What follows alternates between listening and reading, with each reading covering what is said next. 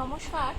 আজকে তোমাদের যেটা আমি পড়াবো ক্লাস 9-এর mild the mist upon the hill, lesson number 6, Emily Jane ব্রন্টের লেখা। তো তোমরা নিশ্চয়ই মাইল্ড মানে জানো। মাইল্ড মানে কি? জেন্টেল বা নরম। দ্য মিস্ট, মিস্ট মানে হচ্ছে কুয়াশা। তো কুয়াশাকে কখনো জেন্টেল বা নরম ছাড়া হার্শ হতে পারে? পারে না। তো মাইল্ড দ্য মিস্ট মানে হচ্ছে নরম কুয়াশা। আপন দ্য হিল, আপন মানে তো তোমরা নিশ্চয়ই জানো, আপন একটা প্রিপোজিশন, মানে উপরে, অন দ্য হিল মানে পাহাড়ের উপরে। তো তাহলে আমরা একটা টাইটেল থেকেই কিন্তু বুঝতে পারছি যে এটা একটা পোয়েম, যেখানে কুয়াশা থাকবে আর কি থাকবে? পাহাড়। কুয়াশা আর পাহাড় নিয়ে লেখা একটা কবিতা। এখন আমাদের যে পোয়েট, তিনি কিন্তু একজন ইংলিশ পোয়েট। তো এনার লেখা একটি বিখ্যাত উপন্যাস বা নভেল হচ্ছে দ্য উদারিং হাইটস। এনার লেখার একটা বৈশিষ্ট্য হচ্ছে যেগুলো এনার বিখ্যাত লেখা, তো তার মধ্যে সবসময় একটা গ্লুমি বা মনোটোনাস ভাব কিন্তু থাকে। একটু অভিমান জড়ানো, একটু যেন কান্নার ভাব, একটু অন্ধকার, একটা আবছা অন্ধকার, এরকম কিছুটা সেন্স আমাদের মধ্যে এনার লেখাগুলো পড়লে কিন্তু হয়।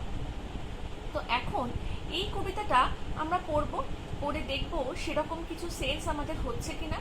তোমরা নিশ্চয়ই অনেকে পাহাড় দেখেছো, সামনে থেকে দেখেছো, অনেকে আবার ছবিতে বা পিকচারে বা তোমাদের টিভিতেও নিশ্চয়ই কোনো রকম মুভি বা কার্টুন, এগুলোতেও নিশ্চয়ই তোমরা দেখেছো। তো কি থাকে পাহাড়ের গায়ে? তোমরা নিশ্চয়ই কুয়াশা দেখতে পেয়েছো। তো সেই কুয়াশাটাকে নিয়েই এখানে কিন্তু কবিতাটা লেখা। পড়া শুরু করছি। Mild the mist upon the hill, telling not of storms tomorrow. No, the day has wept its fill, spent its store of silent sorrow. তো দেখো, আমাদের যে পোয়েমের title mild the mist upon the hill, সেটা দিয়েই কিন্তু আমাদের কবিতার প্রথম লাইন শুরু হচ্ছে। তাহলে কি বলছে? Mild the mist upon the hill মানে নরম কুয়াশা যেটা পাহাড়ের গায়ে, পাহাড়ের উপরে লেগে রয়েছে, সেটা কিন্তু বলছে যে আমাদের আগামীকাল কোনো রকম ঝড় বৃষ্টির সম্ভাবনা নেই। Telling not of storms tomorrow, tomorrow মানে আগামীকাল, আর স্টর্মস মানে হচ্ছে ঝড়, মানে আগামীকাল কোনো ঝড় বৃষ্টির সম্ভাবনা নেই। তার কারণটাও পরের লাইনে দিয়ে দিয়েছে। No, the day has wept its fill, spent its store of silent sorrow. তো আমাদের যখন মন খারাপ হয় তখন আমরা একা একা নিশ্চয়ই কাঁদি। তো সেই যে গোপন অভিমান বা গোপন মন খারাপটাও কিন্তু এখানে কবি বলছেন যে দিনের হয়েছিল, আর সেই গোপন অভিমানটা সে পুরোপুরি কেঁদে বের করে দিয়েছে। এখন দিন কি কাঁদতে পারে? পারে না। তো তার মানে কি বলা হচ্ছে? যে সারাদিন ধরে প্রচন্ড বৃষ্টি হয়েছে, যে বৃষ্টিটা দেখে মনে হচ্ছে যে দিনের বা আমাদের যে দিন রাত হয় তাদের মধ্যে যেন কোনো একটা গোপন ব্যথা লুকিয়েছিল, যেটা সে পুরোপুরি কেঁদে বের করে দিয়েছে। ওয়েপ্ট মানে হচ্ছে কাদা, ফিল মানে পুরোপুরি, স্পেন্ট মানে হচ্ছে ব্যয় করা বা বার করে দেওয়া। আচ্ছা, নেক্সট টাইমটা যাই। আচ্ছা, তার আগে একটা কথা বলি, এই যে পোয়েমটা, এটার একটা বিশেষ বৈশিষ্ট্য আছে। কেমন?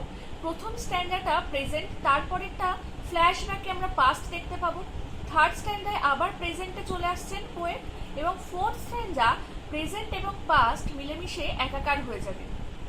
ফ্ল্যাশব্যাক জিনিসটা কি? ফ্ল্যাশব্যাক জিনিসটা তোমরা সবাই মোটামুটি জানো। কেমন ভাবে জানো? না, তোমরা যখন নিশ্চয়ই কোনো না কোনো সিনেমায় দেখেছো যে হঠাৎ করে কিছু একটা ঘটনা দেখাতে দেখাতে কারোর একটা মনে পড়ছে ছোটবেলার কথা বা আগের ঘটনা, সেটাই হচ্ছে ফ্ল্যাশব্যাক। ঠিক আছে? তো এখানেও সেম ভাবে কবি ফ্ল্যাশব্যাকের কিছু কথা বলবেন বা মনে করবেন। পড়ি। Oh, I am gone back to the days of youth. I am a child once more, and beneath my father's sheltering roof, and near the old hall door. তাহলে দেখতে পেলে কবি ছিল কোথায়? একটা পাহাড় ঘেরা জায়গায়, যেখানে সে কুয়াশা তিনি দেখতে পাচ্ছিলেন। সেখান থেকে হঠাৎ করে তিনি চলে গেলেন তার ছোটবেলার বা বালিকাবেলার দিনগুলোতে, যেখানে তিনি একজন ছোট্ট বাচ্চা ছিলেন, চাইল্ড ছিলেন, এবং তিনি কি চাইছেন বা কি মনে করছেন। And beneath my father sheltering roof, sheltering roof মানে এখানে দুরকম হতে পারে। এক হতে পারে যে বাবা যে বাড়িটিতে থাকতেন বা যে বাড়িটি বাবা তৈরি করেছিলেন, সেই বাড়িটিতেই বা বাড়িটার কথা আবার মনে পড়ছে। আমরা ছোটবেলা থেকে যে বাড়িটায় বড় হই সেই বাড়িটার প্রতি আমাদের নিশ্চয়ই একটা টান থাকে। তো হয় সেই বাড়িটার কথা মনে করছেন, সেই বাড়িটাতে ফিরে যেতে চাইছেন, অথবা এটাও হতে পারে বাবার স্নেহ চাদরের তলায় তিনি আবার আশ্রয় খুঁজছেন, কারণ তার মনটা হয়তো সত্যিই খারাপ, যার জন্য তিনি এই বৃষ্টিটাকে কান্নার সঙ্গে তুলনা করছেন। এখানে দেখো একটা অ্যাপোস্ট্রফি এস দিয়ে নিথ কথাটা আছে, এটা কিন্তু বিনীত, ঠিক আছে? এখানে পোয়েমের মধ্যে এইভাবে বিনীত কথাটাকে ইউজ করা হয়েছে। অ্যান্ড নিয়ার দ্য ওল্ড হল ডোর, মানে সেই বাড়িটার একটা ওল্ড হল ডোর ছিল, মানে একটা হলের মধ্যে পুরনো একটা বড় হল ঘর, তার একটা ডোরের কথা তার নিশ্চয়ই কোনো একটা কারণে মনে আছে, তো সেই দরজাটাকেও তিনি কিন্তু মিস করছেন। আবার আমরা প্রেজেন্টে চলে আসি। I watch this cloudy evening fall after a day of rain, blue mists, sweet mists of summer pearl, the horizon's mountain chain. আবার তিনি প্রেজেন্টে ফিরে এসেছেন। তো প্রেজেন্টে ফিরে এসে তিনি এখন কি দেখছেন না, সন্ধে নেমে আসছে সারা দিনের শেষে, আর সেই কুয়াশা মেঘগুলো ঘিরে আছে সেই পাহাড় শ্রেণীকে। বলছে I watch this cloudy evening fall, বৃষ্টি শেষ হয়ে গেছে ঠিকই, কিন্তু তখনও হালকা মেঘ কিন্তু চারিদিকে ছেয়ে আছে। আর পাহাড়ে পর্বতের যেখানে জায়গা, তখন তোমরা দার্জিলিং, কালিম্পং এই সমস্ত জায়গায় দেখবে সারাক্ষণে মেঘ আর কুয়াশার লুকোচুরি, মানে কোনটা কুয়াশা কোনটা মেঘ তোমরা আলাদা করে বুঝতে পারবে না, ঠিক আছে? তো এই জন্যই এখানে বলছেন I watch this cloudy evening fall after a day of rain, সারাদিনের বৃষ্টির পরে আস্তে আস্তে সন্ধে নামছে, যেখানে কিন্তু ওই কুয়াশা মেঘ দুটোই আছে। Blue mist, sweet mist of summer pall, summer pall, দেখো এখানে কথাটাতে তিনি, এখানে তোমরা বুঝতেই পারছো যে এই যে সময় দাঁড়িয়ে কবি এই পরিস্থিতির বা এই দৃশ্যের বর্ণনা দিচ্ছেন, সেই সময়টা হচ্ছে সামার, গ্রীষ্মকাল। আর এই সময়ে কুয়াশাটা কেমন উনি বলছেন, পাল মানে হচ্ছে থিক ক্লাউড। এখন তোমাদের তো বললামই যে কোনটা ক্লাউড কোনটা কুয়াশা পাহাড়ে গেলে সত্যিই বোঝা যায় না, সমস্ত মিলেমিশে এক হয়ে থাকে। সেই জন্য ওই যে কুয়াশাটা পাহাড় শ্রেণীকে, মাউন্টেন চেনকে ঘিরে রয়েছে, সেটা কেমন, ব্লু মিস্ট, সন্ধ্যের আবছা অন্ধকারে সাদা কুয়াশাটাকে আর সাদা দেখাচ্ছে না, কেমন দেখাচ্ছে, একটা আবছা নীল রঙের কুয়াশা দেখাচ্ছে। সুইট মিস্ট, সুইট মিস্ট কেন না, সারাদিনের যে বৃষ্টির পরে যে কুয়াশাটা দুরকম হতে পারে, ওনার কাছে প্রচন্ড সুন্দর লাগছে, তার জন্য সুইট মিস্ট, অথবা সারাদিনের বৃষ্টির পরে যে সোঁদা গন্ধটা উনি অনুভব করছেন, তার জন্য উনি কিন্তু সুইট মিস্ট বলতে পারেন।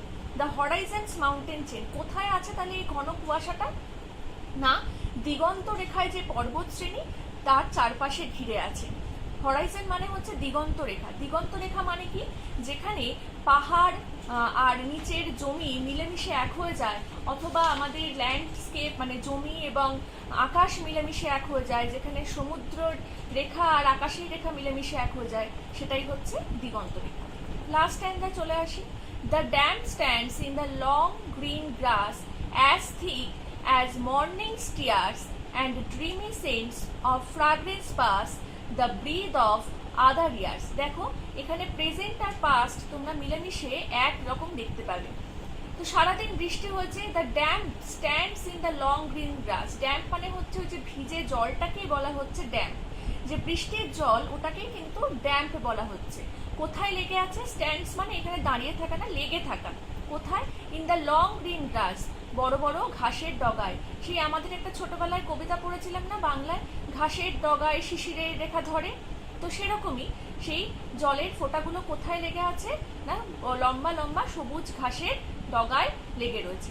As thick as morning stares, তো যেহেতু সারাদিন ধরে ঝমঝম করে বৃষ্টি হয়েছে, তো ওই যে ছোট্ট ছোট্ট কিন্তু বৃষ্টির ফোঁটা না, বড় বড় বৃষ্টির ফোঁটাগুলো লেগে রয়েছে, যেটাকে কম্পেয়ার করা হচ্ছে মর্নিং স্টিয়ার্সের সাথে।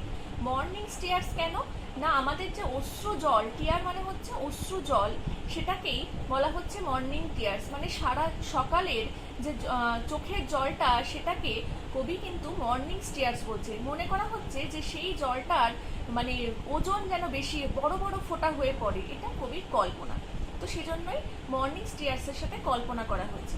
And dreamy scents of fragrance pass that breath of other years, তো সারাদিন বৃষ্টির পরে ওই বৃষ্টি যখন মাটিতে পড়েছে, সেই সোঁদা গন্ধ, পাহাড়ের যে ভিজে ভাব তার গন্ধ, কুয়াশা, সমস্ত মিলেমিশে একটা সোঁদা গন্ধ বেরোচ্ছে, যেটাকে ফ্রাগ্রেন্স বা গন্ধ বলা হচ্ছে। সারাদিন বৃষ্টির পর যখন ঝমঝম করে বৃষ্টি হয়, আমরা যদি খোলা জায়গায় দাঁড়াই, সেই বৃষ্টির যে হাওয়াটা, যে ঠান্ডা হাওয়াটা, সেটা কিন্তু আমাদের খুব ঘুম পাড়িয়ে দেয় না? তো সেই জন্য বলা হচ্ছে ড্রিমি সেন্টস, মানে আমাদের কবিকে স্বপ্নের জগতে নিয়ে যাচ্ছে। Dreamy scents of fragrance pass that breath of other years. কোথায় নিয়ে যাচ্ছে না, যে বছরগুলো তিনি ফেলে এসছেন সেই সমস্ত অন্য বছরে এই সোঁদা গন্ধটা কিন্তু নিয়ে যাচ্ছে। তাহলে তোমরা এখানে দেখতেই পেলে যে এই কবিতাটার মধ্যে পাহাড় এবং কুয়াশার বর্ণনা থাকলেও কিন্তু একটা মন খারাপেরও একটা ছোঁয়া রয়েছে। তো এটাই কিন্তু আমাদের কবির লেখার প্রধান একটা বৈশিষ্ট্য।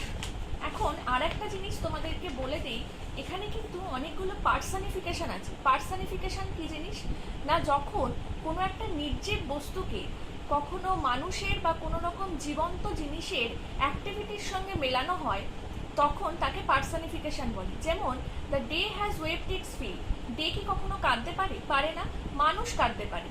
তো সেই জন্য এখানে ডে যে কাজটা, সেটা কিন্তু মানুষের কাজের সঙ্গে কম্পেয়ার করা হয়েছে বলে এখানে কিন্তু ডেকে পার্সনিফিকেশন করা হচ্ছে বা পার্সনিফাইড করা হচ্ছে। তো এরকমই অনেকগুলো আছে, তোমরা একটু খুঁজে দেখো, এটা তোমাদের টাস্ক। পরে স্কুল খুললে আমি কিন্তু জিজ্ঞেস করব কোথায় কোথায় এই কবিতাটায় পার্সনিফিকেশন ব্যবহার করা হয়েছে।